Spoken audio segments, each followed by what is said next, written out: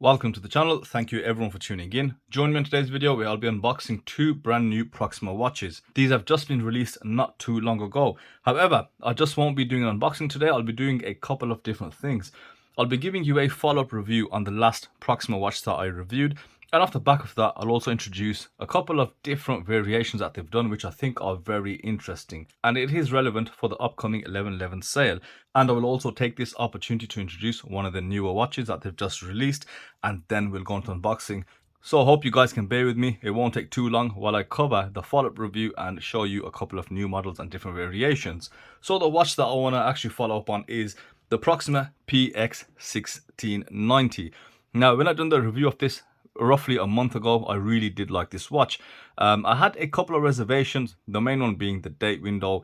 I much preferred that they did a no date version, because I feel the date window is just a little bit too far in, and that's due to the diameter of the dial and of course the use of the PT5000 movement, which is why the date window is where it is. But the watch is finished so well. I spoke highly of it, and what I want to follow up on is how I got on with the watch. I actually wore this watch for another, I'd say about a week and a half continuously. I did put it on one of my C-stern straps, a very comfortable FKM rubber strap, but of course you can use alternative rubber straps or leather straps, and I really loved it.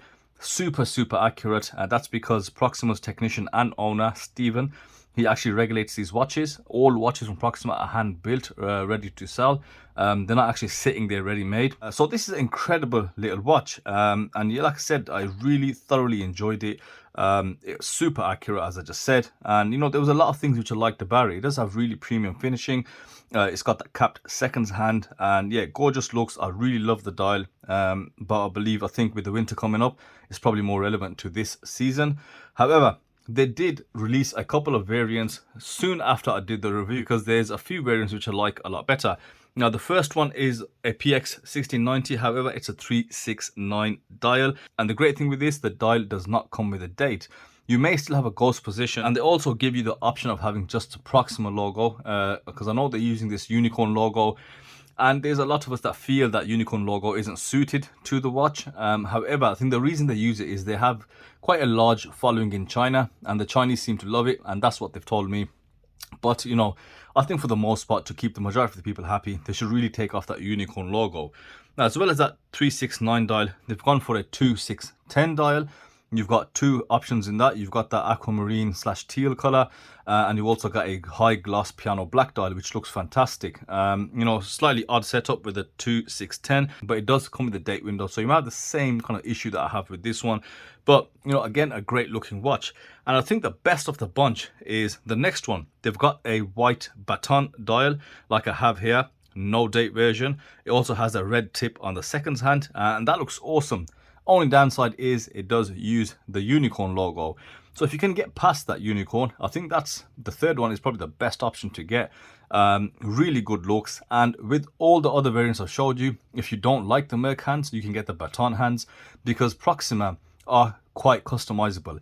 If you can tell them what you want, and as long as they've got the parts, they'll happily mix and match a watch for you. I've done it in the past, and I know of a couple of other customers which have said the same, where they've reached out to Proxima and said, can you please, can I have these hands, or can I have that dial? Now, moving on to the new model they've just released. This is the PX1692.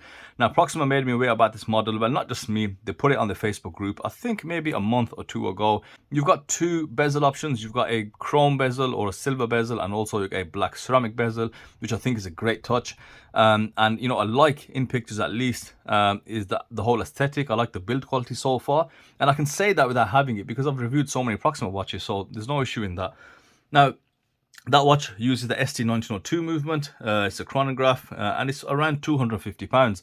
Now, the only thing with that is, let me show you guys another picture. This was the original picture they shared on the Facebook post, and it looks way better. So on the black dial, you've got silver subdials, which I think looks so much better. I just like the first version way better. I'm trying to get them to kind of go back to that, and obviously get away from the unicorn logo. What I need from you guys is actually bombard them on AliExpress store and say, just please get rid of the unicorn logo.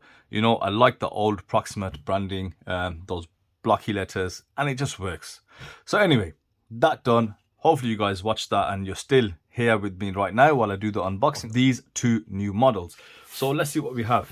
This is the new 38mm series. They've got a few new cases which are all around 38mm, and this is actually called the PX1691. This is the automatic version. However, they do a quartz VH31 movement, and they also offer this in a SW200 Celita movement. Prices are in accordance. So I think the quartz one is 178 with the Seiko VH31, and the PT5000 is £200. And you know, with Proxima, I know the PT5000s will be good because they do test their watches as a set and they regulate them. So there's no doubt it's going to run very accurately. And the SW200 is of course £300, just add on the 100 quid. But with the VH31, they've got a 50 watch, I think, limited release, and they'll give you the watch for $99, which is around maybe 85 pounds now.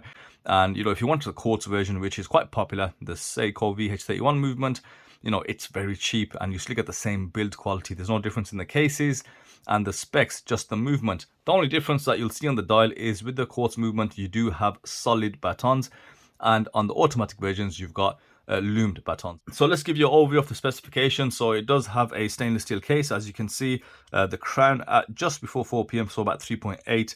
You've got a sapphire crystal, an automatic PT5000 movement, comes with this off-white cream dial with a unicorn logo, unfortunately, and the Proxima text just below the 12.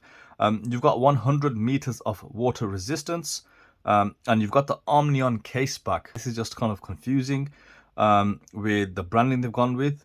And you'll also notice they've gone away from that cheap crocodile leather strap and they've gone for something which looks just a little better, but no quick release spring bars and no drill lugs. So yeah, that's a bit of a downer. Anyway, going back to this, let's have a look at the dimensions. You've got a 38mm case diameter, a thickness of 11.7mm, and a lug to lug of around 45mm, a 20mm lug width, a crown size of 5.8mm, and an overall weight of 75 grams. So I think this is quite an interesting watch case. I like the dimensions. I think they're very proportionate.